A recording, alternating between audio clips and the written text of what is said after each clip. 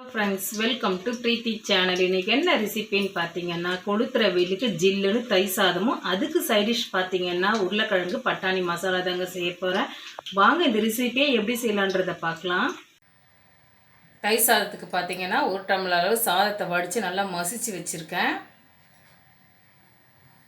இது கூடவே நம்ம தயிரையும் சேர்த்துடலாம். 150 அளவுக்கு கெட்டி தயிர் எடுத்துருக்கேன். நம்ம சாதத்தோடு சேர்த்துட்றேன்.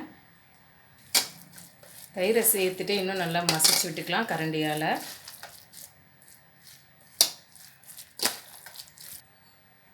தயிர் சாதத்துக்கு தேவையான உப்பையும் இதோடு நம்ம சேர்த்துட்டு கலந்து கொடுத்துடலாம்.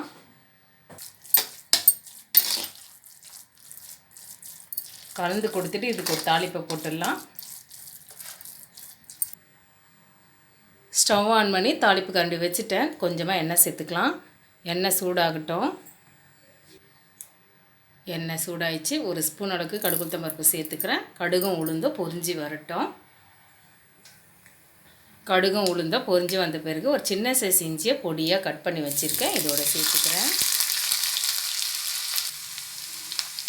தயிர் சாதத்துக்கு இஞ்சியை மிஸ் பண்ணாமல் சேர்த்துக்குங்க. டேஸ்ட்டு சூப்பராக இருக்கும். இது கூடவே பொடியாக கட் பண்ண 2 பச்சை மிளகாவே நம்ம சேர்த்துடலாம்.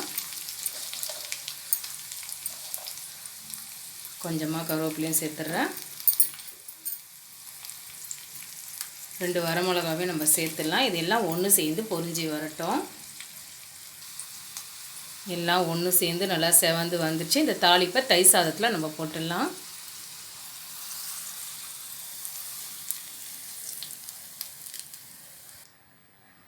இதுக்கு கொஞ்சமாக நம்ம கேரட்டையும் சேர்த்துடலாம்.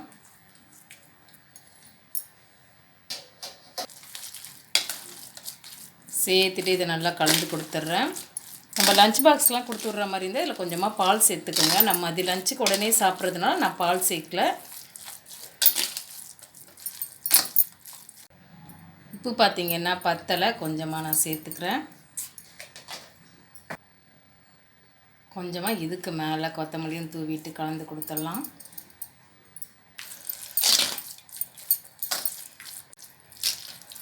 பால் சேர்த்து லஞ்ச் பாக்ஸுக்கு தயிர் சாதம் கொடுத்துட்டிங்கன்னா அந்தளவுக்கு புளிக்காது. அடிக்கிற வெயிலுக்கு வெறும் தயிர் சாதமாக கொடுத்துட்டிங்கன்னா சீக்கிரமாக புளிச்சிடும்.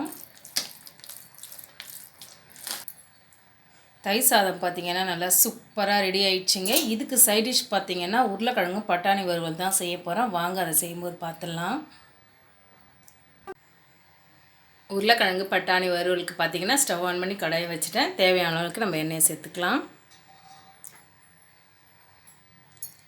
எண்ணெய் பார்த்திங்கன்னா சூடாயிடுச்சு. 1 ஸ்பூன் அளவுக்கு கடுகு உளுத்தம் பருப்பு சேர்த்துக்கிறேன். இது கூடவே கொஞ்சமாக சோம்பும் சீரகத்தையும் சேர்த்துக்கலாம். எல்லாம் பொரிஞ்சு வந்த பிறகு ஒரு பெரிய வெங்காயத்தை பொடியாக கட் பண்ணி வச்சுருக்கேன். இதோடு சேர்த்துக்கிறேன்.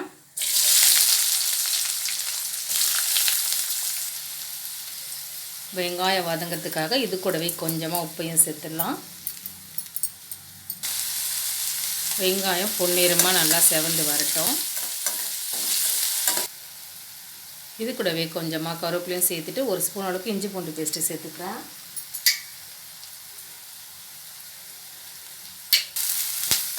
இஞ்சி பூண்டோட பச்சை வாசனை போகிற வரைக்கும் அப்படியே செவந்து வரட்டும். வெங்காயம் இந்த அளவுக்கு வதங்கின பிறகு ஒரு பெரிய தக்காளியை பொடியாக கட் பண்ணி வச்சுருக்கேன். இதோட சேர்த்துடுறேன். தக்காளி குழைவாக மசிஞ்சு வரட்டும். தக்காளி இந்த அளவுக்கு வதங்கின பிறகு ஒரு 1/4 கப் அளவுக்கு பச்சை பட்டாணியை வாஷ் பண்ணி வச்சுருக்கேன். இதோடு சேர்த்துட்றேன். பட்டாணி தக்காளி வெங்காயத்தோடு 2 நிமிஷத்துக்கு அப்படியே வதங்கி வரட்டும். பட்டாணி 2 நிமிஷத்துக்கு நல்லா வதங்கி வந்துடுச்சு. இப்போ மசாலா பொருட்களெல்லாம் சேர்த்துடலாம். 1 ஸ்பூன் அளவுக்கு தனி மிளகாய்த்தூள் சேர்த்துக்கிறேன். 1 ஸ்பூன் அளவுக்கு தனியாத்தூள் சேர்த்துடலாம். 1/2 ஸ்பூன் அளவுக்கு கரம் மசாலாவையும் சேர்த்துட்டு இது கொஞ்சமாக உப்பையும் நம்ம சேர்த்துடலாம். வெங்காயம் வதங்கும்போது கொஞ்சமாக உப்பு சேர்த்துருக்கேன். பார்த்துட்டு சேர்த்துக்கலாம். கொஞ்சமாக இதோடு தண்ணி சேர்த்துக்கிறேன். 1/4 கப் அளவுக்கு தண்ணி சேர்த்துக்கலாம். மசாலாவோட பச்சை வாசனை போகிற வரைக்கும் அப்படியே வதங்கி வரட்டும். உருளைக்கிழங்கு பட்டாணி மசாலாவுக்கு பார்த்திங்கன்னா 300 கிராம் உருளைக்கிழங்கு எடுத்து வேக வச்சு தோல் நீக்கி வச்சுருக்கேன். நம்ம வேணுன்ற சைஸில் நம்ம கட் பண்ணி எடுத்துடலாம். மசாலாவோட பச்சை வாசனை போய் பார்த்திங்கன்னா எண்ணெய்லாம் பிரிஞ்சு மேலே வந்துடுச்சு. இந்த டைமில் 300 கிராம் உருளைக்கிழங்க பொடியாக கட் பண்ணி வச்சுருக்கேன், இதோட சேர்த்துட்றேன்.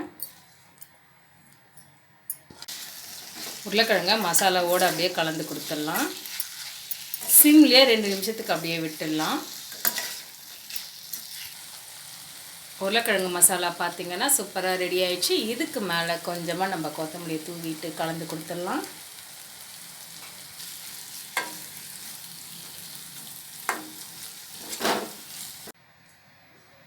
இந்த பக்கம் பார்த்திங்கன்னா தயிர் சாதம் அடிக்கிற வெயிலுக்கு நல்லா ஜில்லுன்னு சூப்பராக ரெடி பண்ணிட்டேன். இதுக்கு சைட் டிஷ் பார்த்திங்கன்னா